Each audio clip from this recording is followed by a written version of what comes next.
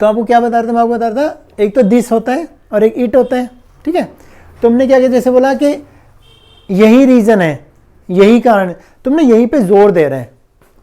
जब जोर दे रहे हैं तो क्या करेंगे, हम दिस का यूज करेंगे, दिस इज द रीजन, ठीक है। यही पेन है तो यहीं पे जोर दिया, तो this is the pen. It क्या करता है, इट तो उसको ना माइल्ड कर देता, आसान सा इजी सा बना देता है, उस पर जोर नहीं देता इट। दिस जोर देता है, यह लड़का है, दिस इज द बॉय। तो जब जोर देते हैं दिस का यूज कर देते हैं, इट का नहीं करते, फिर दिस का कर देते हैं, ठीक है। यह बहुत आसान है, it is very easy, general बोल दिया आपने, इट इज़ वेरी इजी। अब दिस और इट में और दूसरा अंतर क्या हो जाता है, जैसे दिस यूज़ करते हैं हम पहली बार के लिए और इट यूज़ करते हैं हम उसका प्रोनाउन केस में यूज़ करने के लिए। जैसे दिस इज़ माई रजिस्टर, यह मेरे रजिस्टर है, पहली बार यूज़ किया तो बोलो दिस इज़ माई रजिस्टर, और इसमें 40 पेजेस हैं, फिर इस आ गया तो इट हैज़ 40 पेजेस, फिर हम ऐसे करेंगे इट हैज़ 40 पेजेस। पहली बार में यूज़ करो तो दिस यूज़ कर लो, और दूसरी बार यूज़ करो तो इट यूज़ कर लो। ये बेसिक डिफरेंस हो जाता है। और जब आप जोर दे के बोल रहे हो कि यही कारण था, यही वो लड़का था, तो हम उसको फिर दिस से यूज़ करेंगे, यही का सेंस आ गया, यही से हमारा जोर पड़ता है, दिस में कन्वर्ट कर देते हैं उसको। क्लियर। अब एक हम आपको बता रहे थे, जैसे हम यूज़ करते हैं यह वह लड़का है जो मेरे पास आता है, तो कि यह वह लड़का है जो मेरे पास आता है, वह को क्या बोलते हैं, दैट, ठीक है। और जो के लिए हु लगाते हैं। तो अब दो सेंटेंस हमारा, यह वह लड़का है जो मेरे पास आता है, उसमें वह भी आ रहा है और जो भी आ रहा है, तो हम वह के लिए दैट यूज़ करते हैं और जो के लिए हु यूज़ करते हैं। पर जब इंग्लिश बनाई तो क्या करेंगे, हम दैट का यूज़ नहीं करेंगे, हम क्या करेंगे उसको, हम दैट को दा में कन्वर्ट कर देंगे, दा में चेंज करेंगे। तो यही वो लड़का है जो मेरे पास कल आया था, तो this is that boy who, तो दैट भी लग गया और हु भी लग गया, दैट और हु दो एक साथ नहीं आते, ऐसे दैट और विच एक साथ नहीं आते कनेक्टिव रूप में। तो यह वही लड़का है, तो हम वही के लिए दा में कन्वर्ट कर देंगे।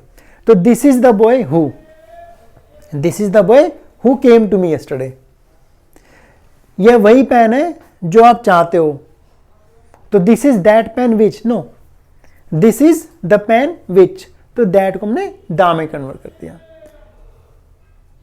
तो ये डिफरेंस हो जाता है कि दैट को हमने दा में क्यों बनाया, क्योंकि हमने दैट के सामने विच कनेक्टिव यूज किया और हु कनेक्टिव यूज कर दिया अगर, तो जब हु या विच कनेक्टिव यूज करते हैं तो दैट को दा में कन्वर्ट कर देते हैं। क्लियर हो गया। अब दूसरा डाउट देख लेते हैं। अब जो के लिए मैं आपको कितने वर्ड लिखाए हैं, जो के लिए आपको वट भी लिखा है, विच भी लिखा है और हु भी लिखा है, और एक जो के लिए हमने आपको एक सेंटेंस बताया था, the children who, the people who, यही बताया था, भी एक सेंटेंस आया था हमारा। तो इनमें सब में डिफरेंस देख लेते हैं, ध्यान से सुनना। अगर जो हमारा शुरू में आ रहा है अकेला एकदम, यानी उस जो के बारे में हमने पहले सेंटेंस में बात नहीं की है, जैसे जो आप खाते हो वो हाइजीनिक होना चाहिए, तो जो आप खाते हो वो हाइजीन होना चाहिए। अब शुरू में जो आ गया और आप इसमें अकेला आ रहा है, यानी कि आप अलग है और जो अलग आ रहा है, यानी जो सब्जेक्ट नहीं है। जब शुरू में जो आ जाएगा ना और सब्जेक्ट अलग से बनेगा, तो उसके लिए आपको व्हाट यूज़ करना है, ना हु करना ना विच यूज़ करना। जो आप खाते हो व्हाट यू ईट, अगर शुरू में जो अकेला आता है तो उसके लिए आप व्हाट यूज़ करोगे, ठीक है, फिर सब्जेक्ट लगा दोगे। जो आप कह रहे हो मैं उससे संतुष्ट नहीं हूँ, what you are saying या what you say, I don't agree to that, I don't agree to that। तो जो आप कह रहे हो, जो आप पहनते हो आपको सूट करना चाहिए, तो what you wear, तो जो आप पहनते हो गया ना जो, तो जो आप पहनते हो what you wear हो गया। जो आप खाते हो what you eat, जो आप सोचते हो what you think, I don't care, what you do you must know, जो आप करते हो आपको पता होना चाहिए। तो शुरू में जो अकेला आ गया ना, तो जब जो अकेला आएगा तो आपके लिए व्हाट यूज़ करना है। क्लियर, ये आपको ध्यान रखना है, जो अकेला आएगा शुरू में व्हाट यूज़ करना है। अब दूसरा देखते हैं, हु भी जो होता है और विच भी जो होता है। अब इसमें अंतर देख लेते हैं। अगर सेंटेंस में विच कनेक्ट कर रहा है दो सेंटेंस को, जैसे पहले तो ये समझो कि विच आएगा चीज़ों के लिए और हु आएगा पर्सन के लिए, और ये बीच में कनेक्ट करेंगे। जैसे मेरा एक दोस्त है जो आपको भी जानता है, तो मेरा एक दोस्त है जो आपको भी जानता है। अब यहाँ सेंटेंस में बीच में जो आ गया ना, और ये पर्सन हो गया। तो I have a friend who knows you, I have a friend who knows you.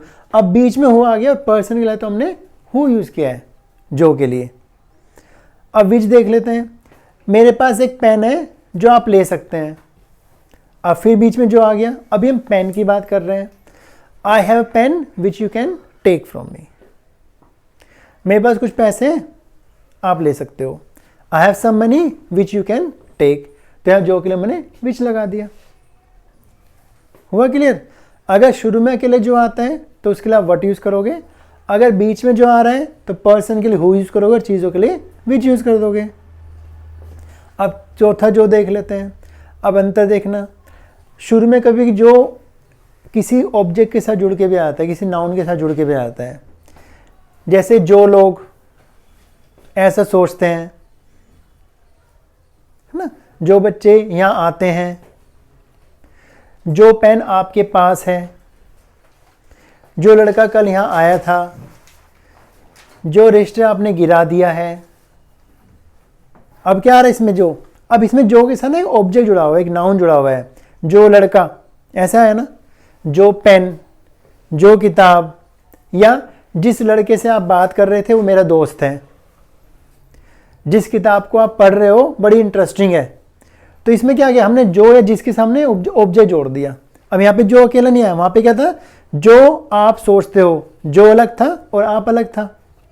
यहाँ पे क्या है, जो के साथ जो मास्क आपने पहना हुआ है कलरफुल है, जो आप मास्क पहनते हो इतना प्रोटेक्टिव नहीं है, तो जो के साथ मास्क आ गया। जो क्लास में आज ले रहा हूं वो जो के बारे में है ना, जो क्लास में रह रहा हूं जो के बारे में, तो जो के क्या जुड़ गया, क्लास। उसके समय क्या करोगे आप, उस जो के लिए हमको दा से शुरू करना पड़ेगा।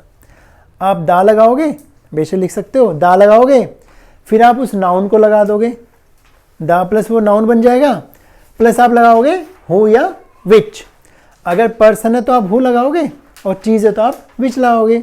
तो क्या बन जाएगा, इतना स्ट्रक्चर बन जाएगा, दा प्लस नाउन बन जाएगा प्लस हु या विच, हु या विच बन जाएगा। तो उससे क्या बनेगा, उससे बनेगा जो के साथ कुछ ऑब्जेक्ट जुड़ा होगा, वहाँ पे कोई नाउन जुड़ा होगा। जो किताब आप पढ़ रहे हो बहुत इंटरेस्टिंग है, तो जो किताब पढ़ रहे हो बहुत इंटरेस्टिंग है, तो क्या बनेगा, द बुक, नाउन हो गया बुक, द बुक। अब हु लगाऊं विच लगाऊं, विच, क्योंकि चीज है कोई, पर्सन नहीं है। The book which you are reading is very interesting.